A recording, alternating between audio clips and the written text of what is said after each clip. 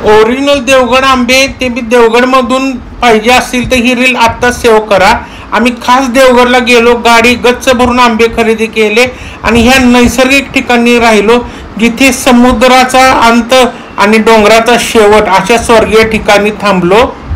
रंग चाहतों का तू कोई आग बहबानी मुझे खुद में घोल दे तो मेरे रात बात बन जानी. आणि आमच्या सोबत होती ही 8,000 गाण्याची बँक म्हणजे ओंकार पाठक सर सातारचे.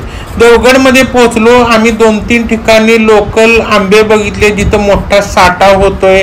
तिकडून चूज केले आम्ही आंबे, तिकडून काही घेतले. दुसऱ्या दिवशी सकाळी आणि बाजारला आम्ही काही आंबे घेतले.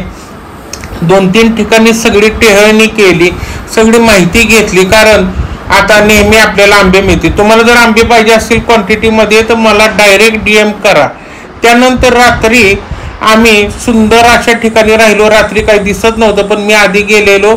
हे अस्मी रिसॉर्ट आहे देवगड मधील. अक्षरशः सुंदर, समुद्राला लागूनच आहे, डोंगराचा शेवट आहे, निसर्गाच्या परे म्हणा, स्वर्गीय आनंद म्हणा. इथं जर नाही आला तुम्ही तर आयुष्यात काय राहिलं नाही असं म्हणायला हरकत नाही. सकाळी नाश्त्याला पोहे घेतले, रात्री आम्ही सुरमई, प्रॉन्स अशा सगळ्या गोष्टी घेतलेल्या.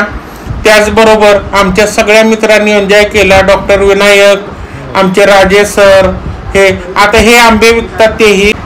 ही आहे कोकणातील ती पिवळी मिरची ज्याच्यामुळे मालवणी करी असो किंवा गोवन करी असो ज्याचा कलर पिवळा होतो आणि आपण म्हणतो पिवळा कसा कलर होतो यांच्या करीचा, तर ह्या मिरचीमुळे होतो. बघून घ्या, गेला तर खरेदी करा. ही आहे कोल्हापुरातील बेस्ट आणि विंटेज थाळी जी मी येणाऱ्या भागात दाखवणार आहे, बघत राहा.